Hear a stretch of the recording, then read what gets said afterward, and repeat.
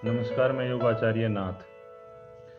संसार का सबसे गहन निरीक्षण व ज्ञान आत्म साक्षात्कार है, आत्मज्ञान है। What is self realization? स्वयं को जानना, स्वयं का निरीक्षण। साथियों, हमारा शरीर 5 तत्वों से मिलकर बना हुआ है, ये तो आप सभी जानते होंगे, ये तो प्राय सभी जानते हैं। प्राणवायु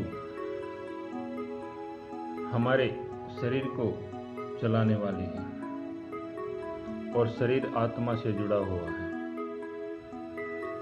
हमारा शरीर प्रकृति की ही देन है।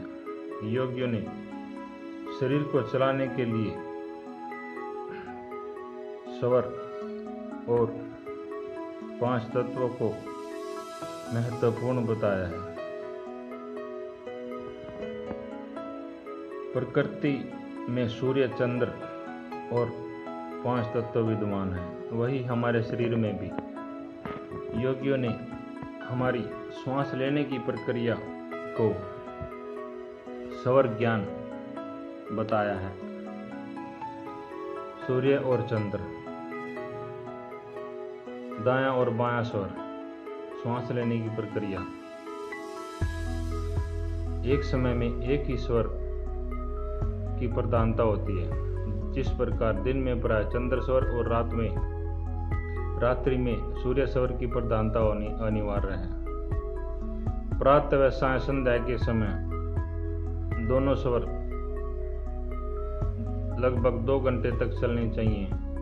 यह योग साधना व आराधना का समय होता है। इस समय सुषुम्ना नाड़ी की प्रधानता होती है। सुषुम्ना यानी दोनों स्वर बराबर चलते हैं। दाएं नाक से और बाएं नाक से बिना अवरोध के श्वास आती है। यही स्वर ज्ञान है। जिस प्रकार स्वर अपना समय बदलते हैं, यह प्राय 2 घंटे में बदलना अनिवार्य है। ठीक उसी प्रकार तत्व भी अपना स्थान बदलते हैं। 5 तत्व, अग्नि, जल, वायु, पृथ्वी और आकाश, इनका स्थान भी प्राय 4 घंटे के पश्चात बदलना आवश्यक होता है, क्योंकि गतिशीलता प्रकृति का नियम है और हर 3 महीने यानी 90 दिन के पश्चात हमारे शरीर की तासीर बदलती है।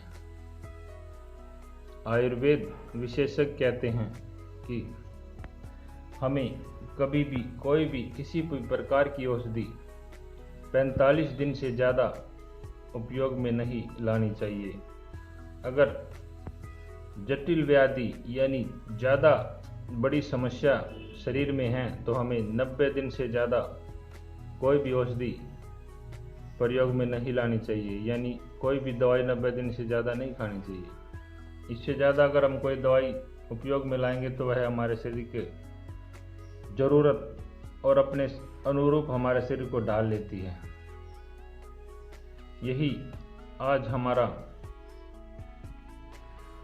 ज़्यादा से ज़्यादा दवाई खाने का कारण है। साथियों, समस्या है तो समाधान भी है। समस्या कभी हमसे बड़ी नहीं हो सकती।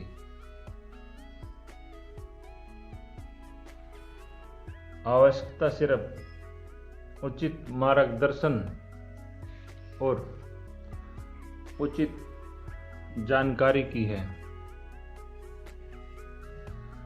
और यह अवस्था योग और ध्यान के द्वारा ही प्राप्त की जा सकती है। भगवान श्री कृष्ण ने कहा है कि मनुष्य देह, मनुष्य का शरीर जीव को परम पद प्राप्त करने के लिए ही मिला है। परम पद प्राप्ति का साधन ये मनुष्य शरीर है। तो इसके द्वारा ही हम योग साधना के द्वारा अनेकों अनेक जानकारियाँ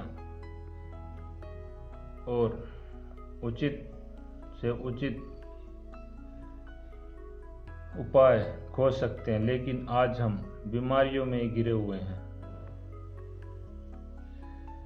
कबीर जी ने भी कहा है, मरते मरते जग मरा और स्मरा न कोई। यानी जग मरते मरते मर रहा है, संसार अच्छी तरह से मरना भी कोई नहीं जानता। और यही बात लाओ त्सु कह रहे हैं। लाओ त्सु एक बहुत बड़े ज्ञानी हुए। लाओ त्सु कह रहे हैं कि जब तुम आए तुम्हारे हाथ खाली थे, और खाली हाथ ही मैं तुम्हें जाते देख रहा हूँ साथियों।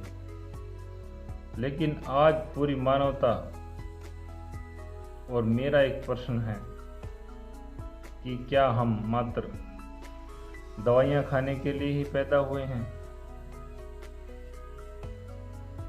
साथियों जरा गौर कीजिए, ध्यान किसका किया जाए, निरीक्षण किसका किया जाए? आरोग्यता औषधियों में नहीं, ध्यान व योग के द्वारा ही आरोग्यता प्राप्त की जा सकती है। और योग परम मंगलकारी है। योग की अनेक अनेक उपलब्धियां हैं, अनेक अनेक जानकारी हैं, लेकिन हमने आज खोज करना बंद कर दिया है। जो जानकारी हमें प्राप्त है उसी में हम संतुष्ट रहने लगे हैं। लेकिन मैं कहता हूँ योग की 84 कलाओं में हम अभी मात्र 12 व 14 कलाएं ही जानते हैं। इससे आगे भी योग में अनंत संभावनाएं हैं। साथियों शारीरिक व मानसिक किसी भी प्रकार के कष्ट के लिए संपर्क करें वैदिक महायोग सेंटर, आचार्य महायोगी नाथ।